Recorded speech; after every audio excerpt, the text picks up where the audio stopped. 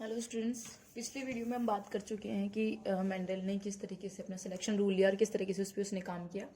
ठीक है, उसके बाद में उसने अलग अलग कैरेक्टर्स दिए, उससे अपने एक्सपेरिमेंट किया और जेनेटिक्स और हेरिडिटी इन सब के बारे में बताया। ठीक है, उसके बाद में आज हम बात करने वाले हैं जेनेटिक टर्मिनोलॉजी के बारे में बात कर रहे हैं। जेनेटिक टर्मिनोलॉजी बहुत ही इंपॉर्टेंट है। अगर आपको जेनेटिक टर्मिनोलॉजी पता है तभी आप इसके जेनेटिक्स के जितने भी इनहेरिटेंस के रूल हैं आप उनको समझ सकते हो, जेनेटिक्स क्या है उसको समझ पाओगे। तो यहाँ पे जेनेटिक टर्मिनोलॉजी से हम स्टार्ट करते हैं। जो सबसे पहला पॉइंट हम इसमें लेंगे वो लेंगे हम जीन।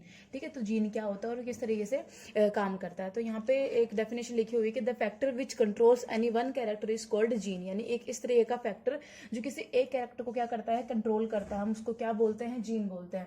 अब एक एक कैरेक्टर को कंट्रोल करना, ये तो तुम समझ गए कि किस तरह का फैक्टर जो एक कैरेक्टर को कंट्रोल करता है वो जीन होता है। बट कौन से कैरेक्टर को किस तरीके से कैरेक्टर को कंट्रोल करता है, जैसे कि मैंने पिछली बार बताया था कि कोई भी एक कैरेक्टर होता है या कोई भी कैरेक्टर इस तरह के कैरेक्टर जो one generation to another generation क्या होता है, ट्रांसफर हो रहे होते हैं, वो क्या होती है, हेरिडिटी होती है।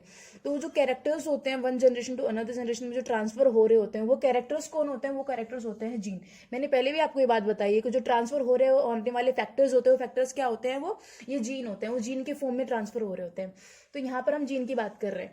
तो वो जो one generation to another generation में ट्रांसफर हो रहे हैं वो कौन है, यहाँ पर वो इस कैरेक्टर को कंट्रोल करने वाली चीजें क्या है, वो है जीन। ठीक है, तो यहाँ पर जो फैक्टर वर्ड है वो किसने दिया था, सबसे पहले मेंडल ने दिया था। किसने दिया था, ये मेंडल ने ये वर्ड यूज किया था कि कोई भी इस तरीके का फैक्टर जो किसी भी वन कैरेक्टर को कंट्रोल करता है। ठीक है, तो इसी जीन से ही हमने क्या बनाया है, जेनेटिक्स को बनाया है। क्या करता है, किसी भी एक हेरिडिटरी कैरेक्टर को क्या कर रहा है, कंट्रोल कर रहा है। इसीलिए इससे हमने किसको, जेनेटिक्स को नाम दिया, क्योंकि जेनेटिक्स में हम इसकी स्टडी करते हैं, हेरिडिटी की स्टडी करते हैं। इसीलिए जीन से क्या बनाया, जेनेटिक्स बनाया, क्योंकि जीन क्या करता है, वन कैरेक्टर को कंट्रोल करने का काम करता है, यानी इसके अंदर पूरा एक कंट्रोल होता, पूरे एक कैरेक्टर का कंट्रोल होता है।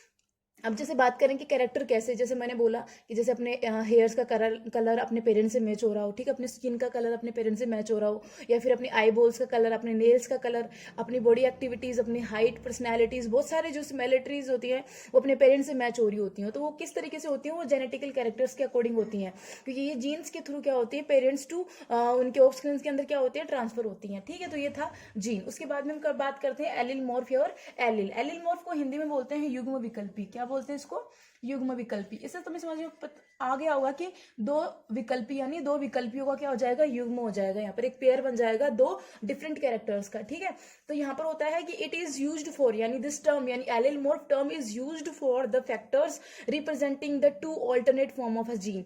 मतलब ये क्या बताएंगे कि ये जो एलिलमॉर्फ जो टर्म है वो किसके लिए, कौन से फैक्टर्स के लिए यूज होगी, उन फैक्टर्स को रिप्रेजेंट करने के लिए जो ऑल्टरनेट फॉर्म्स जो हम ले रहे हैं ना, यहाँ पे जो कॉन्ट्रास्टिंग रूल्स ले रहे हैं, इसके कॉन्ट्रास्टिंग कैरेक्टर्स ले रहे हैं, जैसे 7 कॉन्ट्रास्टिंग कैरेक्टर्स लिए हैं ना मेंडल ने, तो उनको ऑल्टरनेट तरीके से अलग अलग तरीके से जो उनके अंदर कैरेक्टरिस्टिक्स आती है उनको अलग अलग तरीके से दर्शाने के लिए हम जिसको यूज करते होते हैं युग्म विकल्पी यानी एलिलमॉर्फ ऑफ जीन। ठीक है, it is used for the factor representing the two alternate form of gene is called allelomorph और एलिल। अब ऑल्टरनेट फॉर्म ऑफ जीन क्या होती है, जीन की स्ट्रक्चर कुछ इस तरीके से ली हुई होती है। तो यहाँ पे जो वन एलिल कौन सी हो जाएगी, ये वन एलिल हो जाएगी, और ये क्या हो जाएगी, दूसरी एलिल हो जाएगी। तो इस तरीके से ये जो एक है वो किसके, एक ऑल्टरनेट कैरेक्टर को लिए हुए। तो इस तरीके से जो पूरा पेयर है वो क्या है, जीन, और यहाँ पे जो ये पेयर जिनको मिलकर के बने हुए वो क्या है, यहाँ पर एलिल है।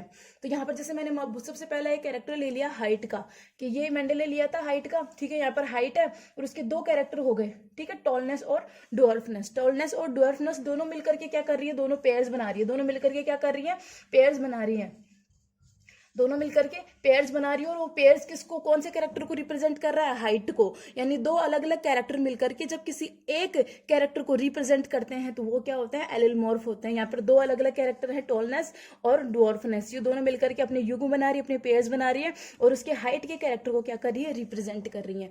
तो ये क्या होते हैं, मैंने दो कैरेक्टर्स की बात की है, जीन और एलिलमॉर्फ। जीन जो किसी भी एक वन कैरेक्टर को कंट्रोल करते हैं और one generation to another generation में ट्रांसफर होने का काम करते हैं, वो होते हैं जीन। जीन से बना है जेनेटिक्स। जो जीन में फैक्टर वर्ड यूज हुआ है वो दिया था मेंडल ने, और जो जीन वर्ड है वो किसने यूज किया था, जॉनसन ने यूज किया था। सबसे पहले किसने यूज किया था, जॉनसन ने। ठीक है, उसके बाद में एलिलमॉर्फ की बात आई। एलिल यानी जीन के अंदर, जीन वन कैरेक्टर लेता है तो वन कैरेक्टर में वन पेयर प्रेजेंट होता है, तो उस पेयर के अंदर जो टू अल्टरनेट फॉर्म्स होती हैं उनको हम क्या बोलते हैं, एलिल बोलते हैं। It is used for the factors representing the two alternate form of a gene is called allelomorph. यहाँ पर दो अलग अलग कैरेक्टर्स हैं, उनके पेयर्स बनते हैं, और जो पेयर्स मिलकर के किसी एक कैरेक्टर को रिप्रेजेंट करते हैं वही क्या होता है, एलिलमॉर्फ होता है। ओके, अब आगे हम बात करते हैं होमोजाइगस के बारे में। अब होमोजाइगस और हेट्रोजाइगस के बारे में बात करते हैं कि होमोजाइगस कौन होता है और हेट्रोजाइगस कौन होते हैं। तो होमोजाइगस होते हैं, इनको हम हिंदी में बोलते हैं समयुग्मजी।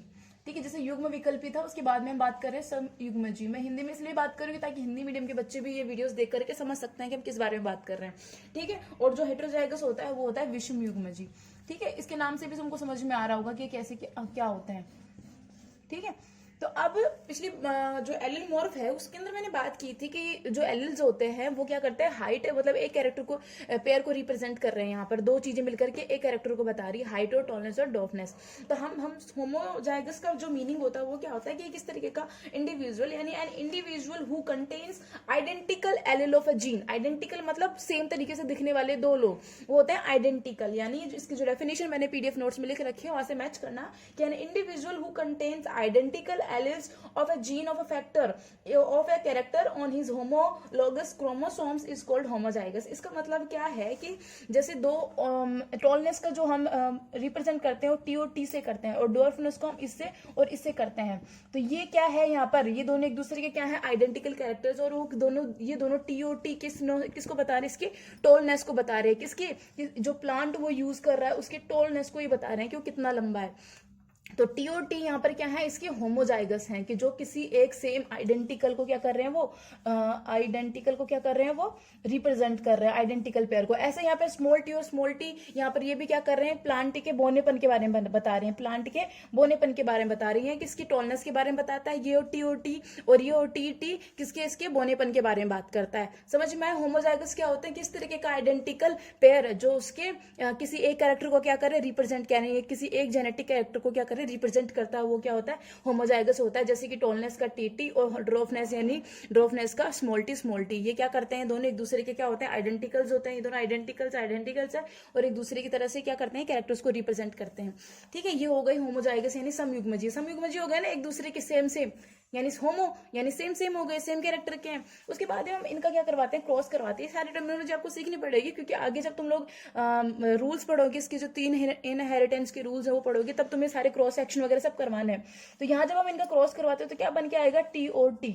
ठीक है, तो यहाँ पर टी और टी है, यहाँ पर एक कैपिटल टी हो गया, एक स्मॉल टी हो गया। तो यहाँ पर जो बन के आया है ये क्या है, यहाँ पर एक ये भी किसको बताता है, टॉलनेस को बताता है।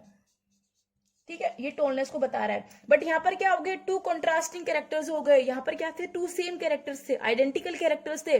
मतलब लंबापन बोनापन यहाँ पे कोई भी मैच नहीं हो रहा था, लंबापन या बोनापन यहाँ पे सेम थे, इसलिए आइडेंटिकल थे, इसलिए हम उनको बोल रहे थे होमोजाइगस। बट यहाँ पर जब मैंने इनका क्रॉस करवाया तो मेरे पास क्या बन के आए, टी और टी बन करके आया। मतलब कैपिटल टी और स्मॉल टी, यानी कैपिटल टी किसको बता रहा है, टॉलनेस को, और स्मॉल टी किसको बता रहा है, डॉर्फनेस को, यानी इसके बोनेपन को बता रहा है। तो यहाँ पर एक अलग तरीके से निकल के आया है, कॉन्ट्रास्टिंग निकल गया है। कॉन्ट्रास्ट हो गए ना दो अलग अलग तरीके के, तो ये दोनों मिलकर के भी यहाँ पर क्या टॉलनेस को ही बताते हैं। मतलब अगर इस तरीके का मतलब कोई भी हाइब्रिडाइजेशन करवाने के बाद में अगर इस तरीके का प्लांट बनता है जिसके अंदर ये टी और ये टी दोनों प्रेजेंट है, तो ये जो पौधा बनेगा वो भी क्या होगा, टॉल ही होगा। मतलब उसमें दोनों के कैरेक्टर हैं, बोनेपन के भी हैं और लंबेपन के भी हैं, बट जो पौधा बनेगा वो हमेशा क्या बनेगा, लंबा ही बनेगा। तो इस तरीके के केस को हम क्या बोलते हैं, हेट्रोजाइगस। तो इसको हम क्या बोलते हैं, हेट्रोजाइगस। तो यहाँ पर जो टी और टी बनकर के आया है ये क्या हो जाएगा, हेट्रोजाइगस हो जाएगा। क्या हो जाएगा, ये हेट्रोजाइगस। तो हम हेट्रोजाइगस की क्या डेफिनेशन दे सकते हैं कि N individual who contain 2 contrasting factor for a character, एक कैरेक्टर के लिए 2 कंट्रास्टिंग फैक्टर को जो यूज करेगा, जो रखेगा, ठीक है, और 2 different allele of a gene on his homologous chromosome is called heterozygous. ये ठीक है, ये हेट्रोजाइगस हो जाएगा। उसके बाद हम बात करते हैं टीएनटी एलील, फिर मैंने बता दिया कि क्या होता है। फिर हम बात करते हैं फिनोटाइप के बारे में।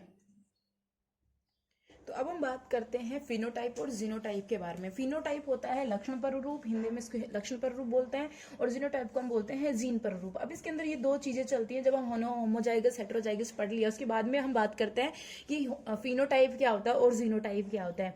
ये एक तरीके से ये फिनोटाइप का मतलब लक्षण, मतलब इसके जितने भी कैरेक्टर्स हैं वो उनके मतलब उसका बाहरी आवरण क्या है पौधे का, उसके अकॉर्डिंग जो हम उसका टाइप बताएंगे वो होता है लक्षण। मतलब उसके लक्षण देख करके उसके बारे में बताना क्या होता है फिनोटाइप।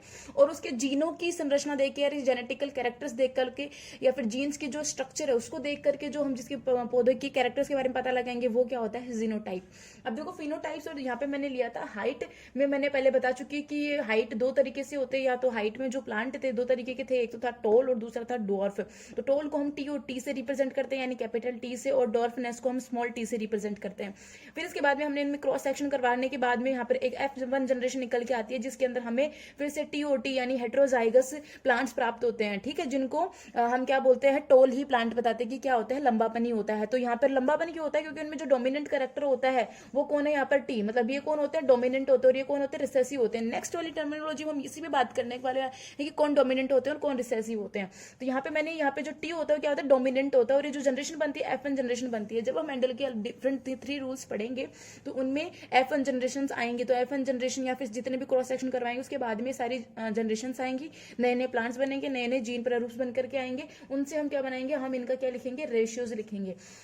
तो यहाँ जो मैं फिनोटाइप की जो मैंने डेफिनेशंस देने वाली हूँ ये है कि external appearance and the functional traits of a living organism produced due to the interaction of the gene and environment is called phenotype. मतलब ये क्या बोल रहा है कि किसी भी प्लांट की एक्सटर्नल अपीयरेंस कैसी है, मतलब वो बाहर से देखने पर कैसा दिख रहा है, वही क्या है, लक्षण पर रूप है। जैसे मैंने बोल दिया कि कोई भी एक पौधा है वो बाहर से हमें कैसा दिख रहा है, लंबा दिख रहा है, तो ठीक है हम उसको देख करके क्या बोल देंगे कि लंबा है। जैसे ये वाला हेट्रोजाइगस वाला है, ये इसके लक्षण के रूप, मतलब इसको बाहर से देखने पे क्या लगता है कि ये लंबा है, तो इसके लक्षण पर रूप क्या हो गया, टॉलनेस का, लंबेपन का। बट जब हम इसका जीन पर रूप देखते हैं, मतलब इसकी जेनेटिक स्ट्रक्चर हम जब हम देखते हैं तो इसमें देखते हैं कि इसमें बोनेपन का गुण भी है, यहाँ पर डॉर्फनोस का कैरेक्टर भी इसके अंदर प्रेजेंट है। तो ये क्या हो जाएगा, इसके जेनेटिक कैरेक्टर को देखना है, क्या होता है यहाँ पर जीनोटाइप होता है। तो यहाँ पर मैंने फिनोटाइप की डेफिनेशन बताई कि उसके एक्सटर्नल अपीयरेंस को देख करके हम उसके बारे में कोई डिसीजन लेते हैं, उसका लक्षण बताते हैं, वो होता है लक्षण पर रूप के लंबा है या ये बोना है, हम उसको देख करके तो बता रहे हैं। और दूसरा ये हो गया। उसके बाद में जीनोटाइप की जो डेफिनेशन है वो ये है कि genetic constitution of any living organism is called its genotype, यानी जो भी जेनेटिक कॉन्स्टिट्यूशन यहाँ पर बनेगा, यानी ये स्मॉल टी और टी से बना, स्मॉल टी से बना हुआ है तो ये बता देगा कि ये क्या है, बोना है, और कैपिटल टी से बना हुआ है तो क्या बता देगा, ये लंबा है। तो ये क्या हो गया, इसका जेनेटिक कॉन्स्टिट्यूशन हो गया, जेनेटिक कैरेक्टर हो गई, जेनेटिक स्ट्रक्चर हो गई। अब क्रॉस सेक्शन के थ्रू हमने ये बनाया कि कैपिटल टी और स्मॉल टी का जो पौधा बनाया, वैसे देखने पे तो ये लंबा ही दिखता है, पर जब जीन पर रूप इसका देखते हैं, जब जीनोटाइप के स्ट्रक्चर हम देखते हैं तो हमें पता चलता है कि इसमें टी, कैपिटल टी भी हो, स्मॉल टी भी है, मतलब इसमें ड्वार्फनेस का कैरेक्टर भी है और टॉलनेस का कैरेक्टर भी है। तो ये पौधा प्रॉपर लंबापन लिए हुए नहीं है, इसको हम बोलते हैं अशुद्ध लंबा, हम इसको बोल सकते हैं। तो यहाँ पर जीनोटाइप की वजह से हमें पता चलता है कि ये क्या है, ये अशुद्ध लंबा भी है, मतलब इसके अंदर दो अलग अलग पौधों के कैरेक्टर प्रेजेंट है। बट वैसे पौधे को देखने पे पता चलेगा कि वो सिर्फ लंबा है, बट उसके जीनोटाइप को देखने पे पता चलता है कि उसमें दो डिफरेंट कैरेक्टर प्रेजेंट है। तो ये क्या होते हैं, जीनोटाइप और फिनोटाइप। जब हम इसके लॉज के अंदर जाएंगे, 3 लॉज हैं उसके अंदर हम आगे जाएंगे तो हमें इनको फिनोटाइपिक रेशियो और जीनोटाइपिक रेशियो भी लिखना होता है। तो वो जीनोटाइपिक और फिनोटाइपिक रेशियोज होते हैं, वो इन्हीं के अकॉर्डिंग हम लिखते हैं, ठीक है। और ये जो क्वेश्चन के अकॉर्डिंग, मतलब एग्जाम की दृष्टि से हमको देखें तो क्या होते हैं, ये इंपॉर्टेंट होते हैं। रेशियो हर बार पूछे जाते हैं कि इनका रेशियो क्या होगा, इनका जीनोटाइपिक रेशियो क्या होता है, इनका फिनोटाइप रेशियो क्या होता है। तो वो अगर हम इन कैरेक्टर्स को देख करके कोई रेशियो लिखते हैं तो वो हो जाएगा फिनोटाइप, और अगर इन कैरेक्टर्स को देख करके कोई रेशियो लिखेंगे तो वो हो जाएगा जीनोटाइप, ठीक है। तो आगे आने वाली क्लास के अंदर हम ये देखेंगे, ठीक है। इतना पढ़ना, इसकी नोट्स बनाना और पूरा ध्यान रखना, रेगुलर क्लासेस ज्वाइन करो और बार बार वॉच करो ताकि तुम्हें ये चीजें अच्छे से समझ आ सकें, ठीक है। Thank you.